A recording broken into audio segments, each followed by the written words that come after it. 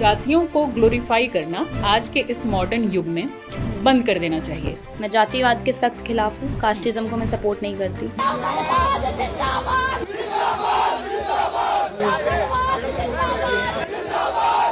आपने जो ब्राह्मणवाद जिंदाबाद का नारा लगाया, क्या ये प्रोवोकेशन था, एक्सपेरिमेंट था, या फिर ये एक आइडियोलॉजिकल पोजीशन था? ये सिर्फ एक अग्रेशन था वहाँ के प्रशासन के अगेंस्ट।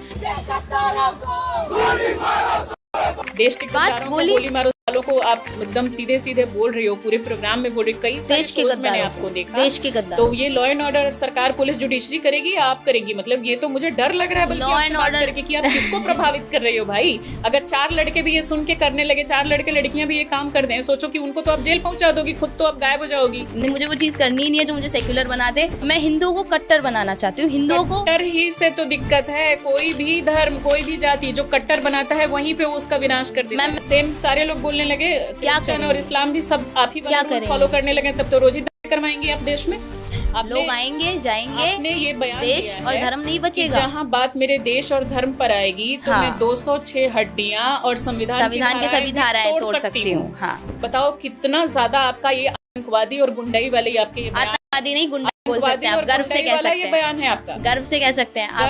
आतंकवादी नहीं गुंडाई। मेघा बात को समझो, मुझे गर्व है। कोई गर्व नहीं, मुझे गर्व। आपको गर्व है तभी तो मैं कह रही हूँ आपको पढ़ाई लिखाई करने की जरूरत है। जहाँ संविधान मुझे सेक्युलर बनाएगा मैं नहीं मानूंगी। मैं आपको सेकुलर बनने से प्रॉब्लम है, आपको संविधान की सारी चीजों से प्रॉब्लम है, तो आप एक संवैधानिक लोकतांत्रिक देश में क्यों रहती है? मैं संवैधानिक लोग, ये देश वो छोड़े जिनका देश ये लोग कहते हैं कि लॉ एंड ऑर्डर नहीं मानेगा उसको देश छोड़ना पड़ेगा या जेल जाना पड़ेगा। इस तरह की मुझे जेल जाना मंजूर नहीं। पूरी एक यूनिवर्सिटी के तमाम स्टूडेंट्स को आतंकवादी करार दे देना, क्या ये सही है? क्या ये उनके साथ असंवैधानिक नहीं है?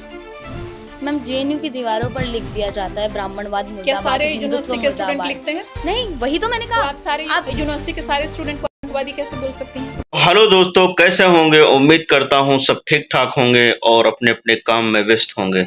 तो दोस्तों, इतने दिन के बाद मैं एक अनभक्त की रेलाई वाली वीडियो लेकर आया हूँ। तो इस बनिया ने इसकी इतनी रेलाई की है, इस वीडियो में देख देख के आप खुद खुश हो जाएंगे। इतना धोया है, और ये जो है जातिवाद के नारे लगाती है, देश के गद्दारों को गोली मारो सालों को, ऐसे नारे लगाती है, और उसके बाद अपने आप को देशभक्त कहती है। और उसके बाद इसकी इतनी धुलाई हुई, इन्होंने इतनी धुलाई की कि आप देखकर हैरान रह जाएंगे। तो चलिए फिर वीडियो में बने रहिए, और जहां तक मैं भी रहूंगा वीडियो में आपके साथ, जहां मेरा काम होगा वहां मैं खुद हूं। तो चलिए आइए फिर वीडियो को स्टार्ट करते हैं। तो चलिए शुरू करते हैं। मैंने वही तो कहा, जो लोग नारे लगाते हैं, जो डफली गैंग में शामिल होता है, जो टुकड़े टुकड़े गैंग में शामिल होता है, कन्हैया कुमार के साथ में रहता है, वो आतंकवादी है। अभी मजा आएगा ना भिड़ो। जेएनयू में एबीवीपी के भी स्टूडेंट्स हैं जिन्होंने पूरी यूनिवर्सिटी को ही कहा कि हाँ, क्योंकि मोस्टली जो जेएनयू में पढ़ता है मैम, वो टुकड़े टुकड़े गैंग में ही शामिल। जो भारतीय सनातनी परंपरा सर्वे भवन्तु सुखिनः और वसुधैव कुटुंबकम की बात करती है, लेकिन आप पूरी तरह से मुसलमानों और एक खास तबके को नफरत की दृष्टि से देखती हैं और कहती हैं कि सारे मुसलमान हैवान हैं। आपको नहीं लगता कि आप सनातनी परंपरा के ही खिलाफ जा रही हैं?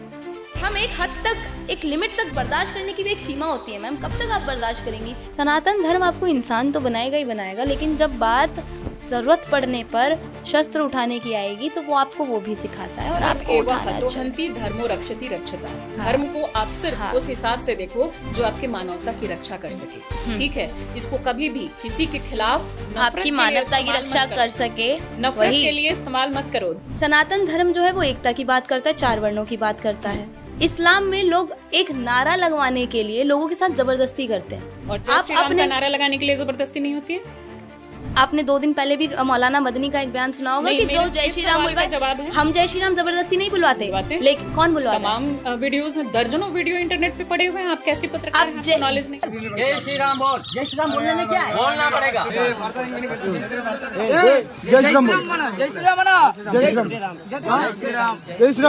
जय श्री राम जो बुलवा रहा है, आप एक बात देखिए, और ये जय श्री राम ना बोलने, जब बात देश और धर्म की आएगी तो मैं जब शास्त्र पढ़ सकती हूँ तो मैं शस्त्र भी उठा सकती हूँ। एक लाइन आप सुन लो, ये आपके शास्त्र वाला और शस्त्र वाला जमाना नहीं है, ये एक लोकतांत्रिक व्यवस्था है जो कि संविधान से चलता है, लॉ एंड ऑर्डर से चलता है। आज के डेट में आप अगर बोलोगे ये धर्मतंत्र है या लोकतंत्र है या राजतंत्र है, आतंकवादी बन के गोली मार सकते हैं। तो आप भी हम मारेंगे?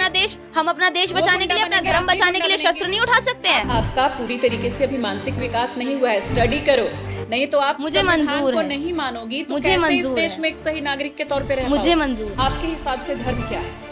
मेरे हिसाब से धर्म वो है जो इंसान को इंसान बनना सिखाता है, तो दिखाता आप है। मजहब और मेरे मुसलमानों के खिलाफ क्यों, उनकी इज्जत क्यों नहीं करती? इंसान की, हैवानों की नहीं। सारे मुसलमान हैवान हैं? डेफिनेटली जब बात उनकी आप यूनिटी देखिए। आपने जब बोल दिया कि हाँ सारे हाँ, मुसलमान हैवान हैं, इसी बात पे टिके रहिए। तो आपको लगता है कि मनुस्मृति में ऐसा था कि कोई सुबह में ब्राह्मण है, दोपहर में क्षत्रिय, शाम को वैश्य सनातन और धर्म में ऐसा है रात मैम, में और शूद्र सनातन वगैरह? धर्म को डिस्क्राइब करने के लिए आप किस जितना धर्म में? पढ़ेंगे, आप धर्म शास्त्र का नाम बताइए। सनातन धर्म को डिस्क्राइब करने के लिए आप जितना नहीं, धर्म आप शास्त्र कोई पढ़ेंगे उतने कम है एक भी मैम। धर्म शास्त्र का नाम बताइए जिसमें आप जो बोल रही हो वो परिभाषा हो। वेद पुराणों में हर जगह ये चीज वेद है। में अरे मैडम, इस अनभक्त को कुछ नहीं पता, ये गंवार है, जाहिल है, इसको कुछ नहीं पता, इसको कुछ भी नहीं सवाल करेंगी, वो सब सारे सवाल पे ये सिर्फ अपने बड़े बड़े दांत दिखाएगी बस, और कुछ नहीं पता। इसको मुसलमानों से इतना खतरा है, इतना डर है कि अपने डर की वजह से इतना मुसलमानों से नफरत करती है। तो मैडम, इसको जो है इतनी धुलाई करिए कि हमारे जितने दर्शक हैं, हमारे जितने फैन हैं, हमारे जितने फॉलोअर हैं, सबका दिल खुश हो जाए, और इसकी धुलाई कंटिन्यू चालू रहेगी। तो चलिए फिर वीडियो को आगे बढ़ाते हैं। तो चलिए शुरू करते हैं।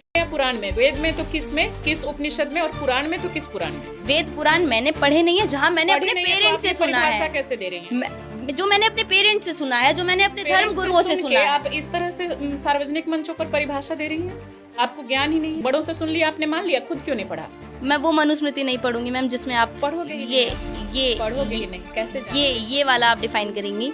मैं खुद ब्राह्मण Knowledge- माता पिता की संतान हूँ, मेरी जी। मम्मी तिवारी हैं, पापा पांडे हैं। इसके बावजूद मेरे नाम में आपको सरनेम नहीं मिलेगा। मेरा जी। नाम है श्वेता जया, मैं कुछ भी सरनेम नहीं लगाती, बात क्योंकि मुझे इतनी एक है। हिंदुस्तानी, एक भारतीय होने पे गर्व है। मैं संविधान को मानती हूँ, मैं इंसानवादी हूँ, मैं मानवतावादी हूँ। एक चींटी भी मेरे हाथ से मर जाए ना, मैं शुद्ध शाकाहारी हूँ, एक चींटी मेरे हाथ से मर जाए मुझे उसका अफसोस होता है। दिल्ली यूनिवर्सिटी का कैंपस, जहाँ डिबेट्स होती हैं तरह तरह के थॉट्स पर, आइडियोलॉजी पर, लेकिन इस बार कोई डिबेट नहीं, एक अलग नारा गूंजा इसी दिल्ली यूनिवर्सिटी में, और ये नारा कुछ अलग था। ये नारा था ब्राह्मणवाद जिंदाबाद, और इस नारे ने पूरे देश में शोर मचा दिया। कई तरह की बहसें हुई कि इस तरह का नारा किसी ने क्यों लगाया, किसी को लगाने की जरूरत क्यों पड़ी। लगाने वाली एक लड़की थी, और सिर्फ एक लड़की ही नहीं, उसके पीछे और भी कई लोग थे जो कि इस नारे में उसका सपोर्ट कर रहे थे। और बड़ी बात ये कि वो कोई ब्राह्मण स्टूडेंट नहीं, बल्कि ब्राह्मणवाद जिंदाबाद का नारा लगाने वाली ये एक नॉन ब्राह्मण लड़की थी। वो लड़की आज काफ़ी फेमस है, सोशल मीडिया पर भी उसके काफ़ी फॉलोअर बढ़ गए हैं। कई लोग जानना चाह रहे हैं उसकी पहचान क्या है, वो क्या करती है, उसकी जाति क्या है, उसका धर्म क्या है, और ये नारा लगाने के पीछे उसका मकसद क्या था। तो हमने अपने पॉडकास्ट में आज उस खास लड़की को इनवाइट किया है। नाम है मेघा लवारिया। बहुत बहुत स्वागत है मेघा। बहुत बहुत धन्यवाद। तो मेघा, आपसे ये जाने कि इसके पीछे मकसद क्या था, इसके लिए हमारे पास अच्छा खासा टाइम है, लेकिन उससे पहले हम शुरुआत करेंगे आपकी पहचान से। जी। आपकी क्या पहचान है, आप किस फैमिली से आती हैं, आपका बैकग्राउंड क्या है, आपकी धर्म, जाति, आपकी स्टडी, तमाम चीज़ें पहले वो शॉर्ट में बताइए, उसके बाद हम आगे आइडियोलॉजी पर बात करेंगे। जी, जैसे नाम तो मेरा पूरी दुनिया अब जान ही गई है। मैं राजस्थानी फैमिली से बिलोंग करती हूँ। दिल्ली यूनिवर्सिटी से पढ़ के निकल चुकी हूँ। ये बहुत बोला गया वहाँ पर कि मैंने बोला वहाँ पे कि मैं दिल्ली यूनिवर्सिटी की स्टूडेंट हूँ। स्टूडेंट नहीं हूँ, मैं दिल्ली यूनिवर्सिटी से पढ़ के निकल चुकी हूँ। मैं खुद एक सोशल मीडिया इन्फ्लुएंसर हूँ। मेरा खुद का काम है पब्लिक ओपिनियन लोगों के सामने रखना, जनता तक पहुँचाना, सोशल मीडिया के माध्यम से, डिजिटल मीडिया के माध्यम से। लेकिन जो लोग कह रहे हैं कि मैंने ऐसा नारा दिया, वैसा नारा दिया, मेरी जाति क्या है, मैं अपनी जाति नहीं बताऊंगी, क्योंकि इस देश में बवाल जो है जाति को लेकर ही मचा हुआ है इस समय। मैं सनातनी हूँ, मैं हिंदू हूँ और मैं भारतीय हूँ, इतना काफ़ी है। ओके, आपका एक इंटरव्यू देख रही थी, उसमें आपने कहा कि आप प्रेस से हैं, आपकी पहचान एक मीडिया पर्सन की है, तो आप किस ऑर्गेनाइजेशन के लिए काम करती हैं? मैं डिजिटल मीडिया के लिए काम करती हूँ। Daily news India, RNI registered मेरा खुद का चैनल है। ओके, किस पर है ये चैनल, किन किन सोशल मीडिया प्लेटफॉर्म्स? ये आपको यूट्यूब, फेसबुक, इंस्टाग्राम सब जगह मिल जाएगा, ट्विटर वगैरह सब जगह। तो आपके चंद्रशेखर रावण कहाँ मर जाते हैं? जब साक्षी को मीम वाले मार देते हैं, जब साक्षी को मीम वाले मार देते हैं, जब इनके चंद्रशेखर रावण ये कह रहे हैं दलितों पर अत्याचार। अब सुनिए मेरी बात, अब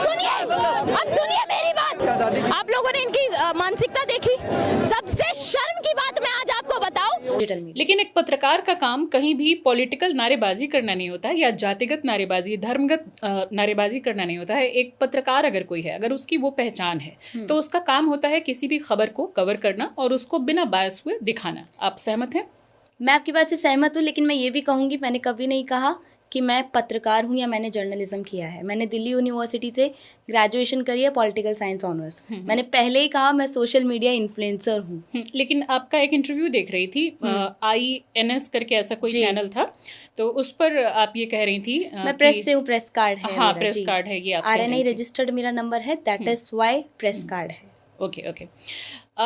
एक बात कही जाती है कि जातियों को ग्लोरीफाई करना आज के इस मॉडर्न युग में बंद कर देना चाहिए। धर्म, जाति, जो चीज़ भी है, उनको हम जितना ग्लोरीफाई करेंगे उतना हम अपने आप को और पीछे ले जाएंगे। मॉडर्नाइजेशन के इस युग में खास करके जो दुनिया के सबसे अग्रणी देश हैं, वो अगर आज भी सुनते हैं हमारे बारे में कि हमारे देश में आज भी हम धर्म, जाति, इन सब चीज़ों को इतना ज़्यादा महत्व देते हैं, ग्लोरीफाई करते हैं, अपने नाम के आगे गाड़ियों के पीछे जाट, ब्राह्मण, क्षत्रिय और भी सारी चीज़ें लगा के घूमते हैं, तो ये हमारे लिए बहुत शर्म की बात होती है, क्योंकि वो बहुत आश्चर्य से देखते हैं और इस वजह से भी कहीं ना कहीं हमारे अंदर पिछड़ापन आता है। क्या सोचती हैं आप इस पर? जो लोग कहते हैं कि अपना धर्म बताना या फिर अपना वर्ण बताना, मैं जातिवाद के सख्त खिलाफ हूँ, कास्टिज्म को मैं सपोर्ट नहीं करती।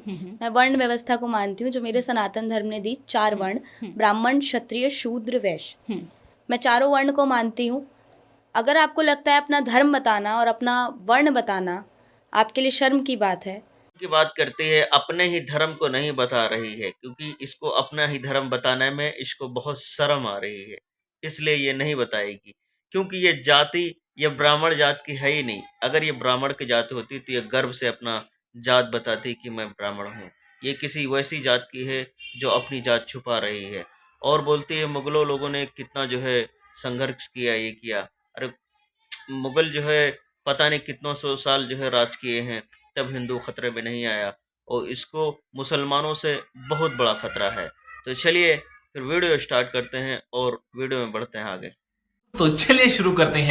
तो मैं आप लोगों से यही बात कहना चाहूंगी, जिन्हें लगता है, क्योंकि मैं मेरी नज़र में मॉडर्नाइजेशन में और वेस्टर्नाइजेशन में ज़मीन आसमान का फ़र्क है। आप मॉडर्न बनिए और वेस्टर्न बनने पे अगर आप अपने कल्चर को पीछे छोड़ रहे हैं तो आप बहुत गलत कर रहे हैं, क्योंकि लोग यही चाहते हैं, जो आपको तोड़ना चाहते हैं, या फिर जिस तरीके से मैं आपको अगर हिस्ट्री में लेके जाऊं, जिस तरीके से मुगलों ने भारत में जब आक्रमण किया, उन्होंने सबसे पहले एक चोट आपके कल्चर पे करी। क्यों नालंदा को जला दिया गया? ताकि आपकी, मुगलों की बात नहीं कर रही मैम, मैं नालंदा को जला दिया गया आपके कल्चर को मिटाने की। हमेशा ब्राह्मणवाद, मुर्दाबाद के नारे क्यों मैम? कल्चर, जहाँ तक आप कह रही हैं कि कल्चर को दबाने के लिए, उसको मिटाने के लिए, अगर जो नालंदा की आप बात करें कि उस यूनिवर्सिटी को जलाया गया, वो आज भी रिसर्च का विषय है। बहुत बड़ा विवाद है कि वो क्या किसी विदेशी आक्रमणकारी ने जलाया, या फिर यहीं के लोगों की जो आपस में बौद्धों और ब्राह्मणों के बीच में जो युद्ध था, जो लड़ाई थी, आपसी उनके वैचारिक मतभेद थे, उसमें एक दूसरे पर उन्होंने हमला किया, उसमें जलाया गया। वो चीज़ आज भी चल रही है मैम। कई लोग ऐसे हैं जो दलित है, मेरी नज़र में तो कोई दलित नहीं होता, क्योंकि मैं 4 वर्ण को मानती हूँ, शूद्र, वैश्य मैं बोलती हूँ, लेकिन जो लोग दलित कहते हैं, डिटेल में चर्चा हाँ, करेंगे, बिल्कुल। जो लोग दलित कहते हैं वो कहते हैं कि हम हिंदू नहीं है, हम बौद्ध धर्म को मानते हैं। वही लड़ाई पहले भी थी, और वही जो हिंदू मुस्लिम की लड़ाई आज करते हैं या मुगलों वाली मानसिकता रखते हैं, वही हिंदुओं की और मुगलों वाली लड़ाई आज भी है और वही पहले भी थी। जब दोनों ही जगह से आपके कल्चर पे ही चोट पहुंचाई जा रही है, क्यों आप सनातन को खत्म करना चाहते हैं? कौन खत्म करना क्यों चाहता है? क्यों इस देश में एक ऐसी कॉन्फ्रेंस चलती है जहाँ पे नाम रखा जाता है इरेडिकेशन ऑफ सनातन धर्म, जहाँ पे सनातन धर्म को HIV एड्स से कंपेयर कर दिया जाता है? नहीं, वो आप बिल्कुल अलग ट्रैक पे जा रहे हैं। नहीं, अलग ट्रैक की बात नहीं है मैम। इसकी बात हो रही थी कि क्या आपको नहीं लगता कि आज भी जातियों को, धर्म को, इन सब को ग्लोरीफाई करके उससे अपनी धर्म को ग्लोरीफाई कीजिए, पूरा आप सुन लें कि उस बात को हम ग्लोरीफाई करें, उससे बेहतर है कि हम अपने स्टडी को, अपने जो भी हमारा कल्चर है जिसको हम मान रहे हैं, ठीक है, उन सबको हम मजबूत करें। हम समाज में जितना अपने कल्चर, अपने धर्म, इन सब पे बात करें, उससे ज्यादा क्या हमें विज्ञान पे, क्या हमें अपनी नॉलेज को बढ़ाने पे, एक्सपेरिमेंट करने पे, डिस्कवरी करने पे, इस पर ध्यान नहीं देना चाहिए? बिल्कुल देना चाहिए। और ये सारी चीज़ें अगर आप हिस्ट्री में जाएंगी, एक किताब ऐसी है इस देश में जो इंसान को पढ़ने का पूरा अधिकार दिया गया है संवैधानिक तौर पे, वहाँ पे उन्हें स्कॉलरशिप्स भी दी जाती है। और जब एक समुदाय, यानी कि मैं हिंदुओं की बात करूँ, वो अपने वर्ण व्यवस्था को साथ लेके चलना चाहता है, वो गुरुकुल में पढ़ना चाहता है, वो सनातन धर्म के बारे में पढ़ना चाहता है, तो उसके लिए ना कोई फैसिलिटीज़ है। और अगर वो पढ़ना चाहता है तो फिर आप लोग कह देते हैं कि आपको कल्चर को छोड़ के आपको आगे बढ़ना चाहिए, आपको मॉडर्नाइजेशन की तरफ जाना चाहिए। ये सरकार का काम है, वही तो बात है मैम। डिसीजन सरकार लेती है। पहले भी अलग अलग पार्टियों की सरकार रही है, अभी भी 11 साल से एक राइट विंग सरकार है, तो ये सरकारों का काम है। अगला सवाल, भारतीय सनातनी परंपरा सर्वे भवन्तु सुखिना और वसुधैव कुटुंबकम की बात करती है, लेकिन आप पूरी तरह से मुसलमानों और एक खास तबके को नफरत की दृष्टि से देखती हैं और कहती हैं कि सारे मुसलमान हैवान हैं। आपको नहीं लगता कि आप सनातनी परंपरा के ही खिलाफ जा रही हैं? एक चीज इसमें मैं कहना चाहूंगी कि हम वसुधैव कुटुंबकम की बात करते हैं और सर्वे एक सनातन, हाँ, यही एक सनातन धर्म ही है जहाँ से ऐसी बातें सामने आती है। लेकिन मैं एक चीज कहना चाहूंगी कि जो लोग एकदम वैसे बनते जा रहे हैं कि सामने वाले को ना देखना है ना सुनना है, सिर्फ इनका सफाया कर देना चाहिए। जैसे कि ये लोग कहते भी हैं कि जो इस्लाम को नहीं मानता उनके अलावा सब काफिर भी हैं। पूरी दुनिया में इकलौता भारत देश ऐसा है जिसकी सबसे ज़्यादा पॉपुलेशन है। इकलौते भारत देश में हिंदुओं की सबसे ज़्यादा पॉपुलेशन है और वहाँ पर भी आप हिंदुओं को ही टारगेट करेंगे तो वो चीज़ गलत है।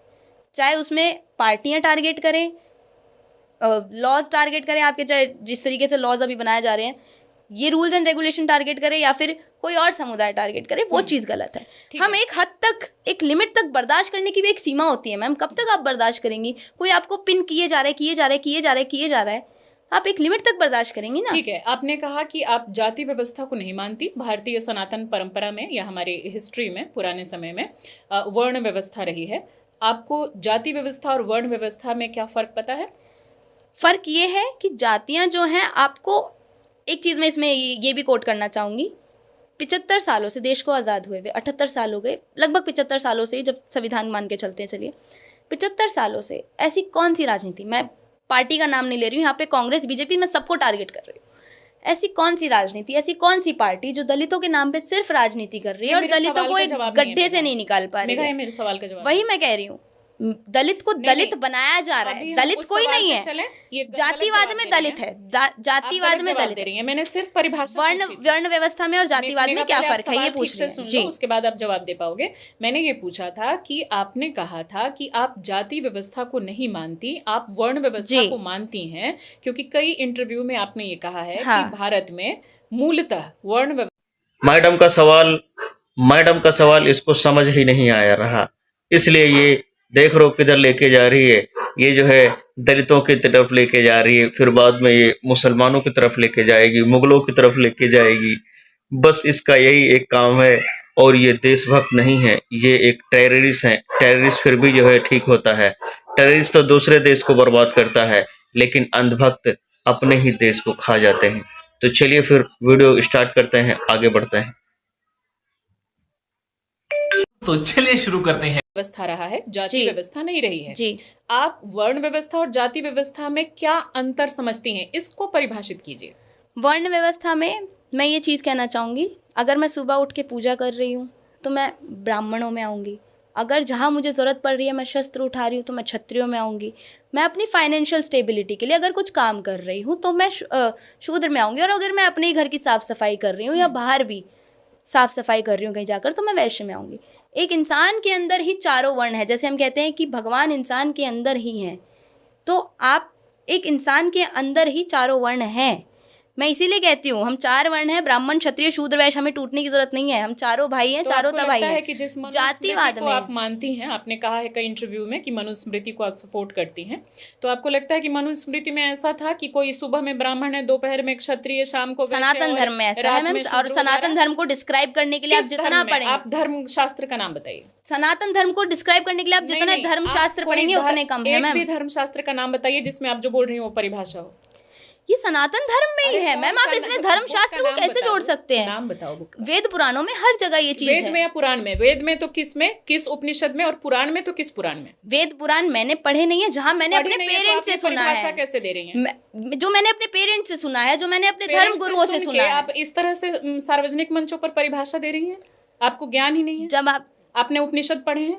मैंने नहीं पढ़े हैं। आपने मैं ये चीज ओपनली नहीं पढ़े हैं। एक भी नहीं पढ़े हैं? नहीं पढ़े हैं। मैंने सारे उपनिषद पढ़े हैं और मैंने सारे पुराण पढ़े आई हैं। रिस्पेक्ट मैम, ठीक आई है, रिस्पेक्ट। अब हम बात करें इस पर या जी। आप इसको विड्रॉ करना चाहेंगे? नहीं, अगर मुझे अगर आप नहीं बात पता करेंगी मैं पूरी डिटेल के साथ और जितने श्लोक हैं उनके साथ उदाहरणों के साथ आपको बताऊंगी। आप मनुस्मृति का सपोर्ट करती हैं? आपने मनुस्मृति पढ़ा है? मैंने मनुस्मृति पढ़ा है। जो बोलोगी हाँ। किताब में उसी से सवाल करूंगी, आप हाँ। बताओ। मैंने मनुस्मृति भी नहीं पढ़ा है, मैंने कुछ तो नहीं पढ़ा कैसे है। फिर मैं आई आपसे सवाल टोटली करूं? एक्सेप्ट। फिर आप यहाँ I मंच पे totally मेरे accept. साथ बैठी हो, मैं कैसे सवाल करूं? उसका रीजन है जो मेरे बड़ों ने बताया, बड़े मैं बता उस देंगे चीज को कुछ भी, मानती बड़े हूँ। बता देंगे कुछ भी उल्टा सीधा, आप उसको मान लेंगे? क्या उल्टा सीधा बड़े बताएंगे तो मैम? सती प्रथा करवाते थे, बड़े तो बाल विवाह करवाते थे, बड़े तो बहु विवाह करवाते थे। वो आज सारी चलता है ये कुप्रथाएं सब? हैं, वो ये सारी कुप्रथाएं हैं, वो उन्हें ये सब छोड़ के आगे सनातन बढ़ का चुके पार्ट हैं। माना जाता था। हाँ, वो ये सारी सब सनातन का, तो बड़े वही उसको तो बात follow है करते मैम, थे। मेरे कुप्रथाओं दादाजी को- के टाइम तक, आपके दादा या परदादा के टाइम तक ये सब माना जाता था। बिल्कुल। बहु विवाह, बाल विवाह, मैं तो और राजस्थान सती से आती हूँ, प्रथा, वहाँ पे सबसे सती ज्यादा। प्रथा, आप जी। जिस जगह से आती हैं, जी। आप जब तक पढ़ेंगी नहीं पुराने जो हमारे दादा परदादा क्या कर गए, बड़ों से सुन लिया आपने, मान लिया, खुद क्यों नहीं पढ़ा? बड़ों ने जो और अगर सही पढ़ा बताया नहीं है तो आप अगर मंचों मेरे पर मन जा ने करके बोला, वो बोल कैसे अगर रही मेरे मन ने बोला कि ये चीज अगर होती थी वो गलत है, सती प्रथा होती थी, गलत आपने है, अगर वो कोई छोड़िए। वेद, पुराण, बड़ों ने मनुस्मृति बताया पढ़ी तो ही ना, नहीं है, तो बड़ों ने आप एटलीस्ट कैसे बताया उसको तो कोट कर रही हैं? फिर मैं बोलूंगी, आप कहेंगी कि वो कर रहे हैं तो आप भी करेंगी। बिल्कुल बोलो। वही तो बात है, मैं एग्जांपल दूंगी, फिर आप बोलेंगे कि वो कर रहे हैं तो आप भी करेंगी। कोई भी बोलेगा।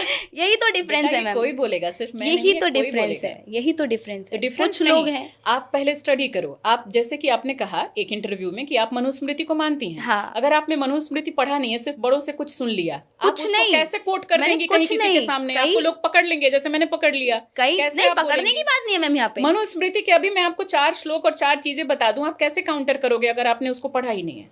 मुझे काउंटर करने की जरूरत नहीं है, मैं यहाँ डिफेंड करने नहीं आई हूँ अपने सनातन धर्म को। तो मैम, आप वर्ण व्यवस्था की बात मैं क्यों यहाँ कर रही डिफेंड हैं? करने नहीं आई हूँ, मैं किसी बिल्कुल भी चीज defend को, कर मैं रही हो। बहुत मैं देर से वो आप चीज defend बताने कर आई रही हूँ, हो। मैं वो चीज बताने आई हूँ जो मुझे सही बताई गई या फिर जो मुझे सही लगी। मुझे वहां सही लगा ब्राह्मणवाद जिंदाबाद का नारा आपने देना, जो- इसलिए मैंने वो मैं नारा समझ दिया गई, बस। लेकिन आपने जो अभी बात कही कि कोई एक ही व्यक्ति पूजा कर रहा है तो वो ब्राह्मण हो गया, अगर वो कोई शस्त्र उठा रहा है, चारों वर्ण आपके तो वो अंदर है। आपके अंदर है, ये नहीं रहा है, ये हमारे धर्म शास्त्र का हिस्सा नहीं है।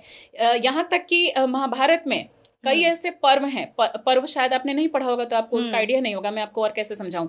मनुस्मृति की बात कर लीजिए, आप ऋग्वेद की बात कर लीजिए, वेदों में भी बहुत जगहों पे, या उपनिषद ही माना गया है भगवत गीता को भी, तो उसकी बात कर लीजिए। एक्चुअली जो हमारे धर्म है वो 2 तरह से चलते हैं, श्रुति और स्मृति। अगर आपने नहीं पढ़ा है, मैं आपको थोड़ा सा उसमें डिटेल बता दूं दर्शकों के लिए भी। तो उसमें जो सबसे ज्यादा, अगर कहीं वर्ण व्यवस्था और जाति व्यवस्था दोनों ही चीजें हैं, अगर उसको फॉलो किया गया है तो वो है स्मृति ग्रंथों में, जिसमें कि स्मृति में मनुस्मृति को सबसे ज्यादा सबसे हिंदू ऊपर धर्म में माना गया है। इसके अलावा जहां तक हम दूसरे की बात करें, जो दूसरा साइड हो गया स्मृति के अलावा श्रुति, श्रुति में आ जाएगा आपका उपनिषद भी आ जाएंगे, कुछ वेद आ जाएंगे, और उसी में आपका ये महाभारत का चूंकि पर्व है और हिस्सा है, यानी कि भगवत गीता, वो भी आ जाएगा। दोनों में ही बहुत अच्छे तरीके से ठूस ठूस के पूरे श्लोक है मेरे पास, पर्वों के साथ उसमें वर्ण व्यवस्था, जाति व्यवस्था को कहा गया है। अगर कान में कोई श्लोक सुन ले रहा है और उसको मनुस्मृति कह रहा है कि अगर शूद्र ने श्लोक सुन लिया, कान में शीशा पिघला के डाल दो। अगर वो आपके अगर वो जन्म उसका हो रहा है, मान लो कि आप बोल रहे हो ना कि जन्म से, कर्म से माना जाता है, जन्म से नहीं माना जाता, ये है वर्ण। वर्ण व्यवस्था में जो लोग मानते हैं वर्ण व्यवस्था को, वो ये बोलते हैं कि आप जन्म जिस बच्चे का जिसमें हुआ उसको आधार बना करके आप उसको ब्राह्मण क्षत्रिय नहीं बोल सकते, कर्म से बोल सकते हो कि वो क्या कर्म कर रहा है, इस आधार पर हम उसको बता सकते हैं कि वो किस जाति में आएगा। लेकिन इसको पूरी तरीके से बायसनेस के साथ मनुस्मृति प्रोजेक्ट करती है, यहां तक कि कुछ वेद भी इसको प्रोजेक्ट करते हैं, और बहुत से ऐसे धर्मशास्त्र हैं जो कि प्रोजेक्ट करते हैं, जो कि बता रहे हैं कि अगर कोई ब्राह्मण व्यक्ति है, 4 स्त्रियां हैं, एक उसने ब्राह्मण स्त्री से शादी की है, एक क्षत्रिय स्त्री से शादी की है, एक वैश्य से और एक शूद्र से शादी की है। चारों के मान लीजिए बच्चे पैदा हो रहे हैं। पहले तो लोग बहुविवाह करते ही थे, बिल्कुल। मान लो 4 अलग अलग महिलाओं से उसने शादी कर रखी है। जो ब्राह्मण का बच्चा होगा, ब्राह्मण ब्राह्मणी का जो बच्चा होगा, वो जन्म से ही ब्राह्मण हो जाएगा और उसको सारी फैसिलिटी मिलेंगी। जो ब्राह्मण और क्षत्रिय का बच्चा होगा, वो माँ के अनुसार क्षत्रिय कहलाएगा। जो ब्राह्मण पुरुष और वैश्य स्त्री का जो बच्चा होगा, वो वैश्य कहलाएगा, वो ब्राह्मण नहीं कहलाएगा, वर्ण शंकर कहलाएगा। वर्ण शंकर समझ रही है ना, वर्ण शंकर। शंकर भी नहीं बोलेंगे उसको, संकर, हाइब्रिड, यानी कि दो के जो दोनों मिक्स definitely, होकर के होता जी। है। और अगर उसी ब्राह्मण की जो शूद्र स्त्री से भी मान लो उसने शादी की है, एक तो वो अलग रखी जाएगी, उसको वो रिस्पेक्ट नहीं मिलेगा जो कि उस ब्राह्मण स्त्री को मिलेगा। धीरे धीरे उनकी हायरार्की डाउन की जा रही है। उसका जो बच्चा होगा वो शूद्र कहलाएगा, और अगली 7 पीढ़ी तक अगर वो बच्चा किसी ब्राह्मणी से शादी करता है, उनकी जो संतान होगी 7वीं पीढ़ी के बाद उसको ब्राह्मण की कैटेगरी में लाया जाएगा। उससे पहले उसको वो अधिकार नहीं मिलेंगे जो उसी के अपने भाई बहनों को मिलेंगे। इतना ज्यादा हायरार्की का डिफरेंस रहेगा एक ही पिता से पैदा हुए 4 बच्चों में। नाम है मेघा लवरिया। इसका सारा भूत, हिंदू शेरनी का सारा भूत उतार दिया इस मैडम ने, और इसकी बोलती तक बंद कर दी। दोस्तों, आप लोगों की क्या राय है? आप लोग ने वीडियो तो देखा होगा, और आप कमेंट बॉक्स में अपनी अपनी राय जरूर देके जाएं। तो चलिए मिलते हैं दूसरी वीडियो में। Okay, tata, bye bye.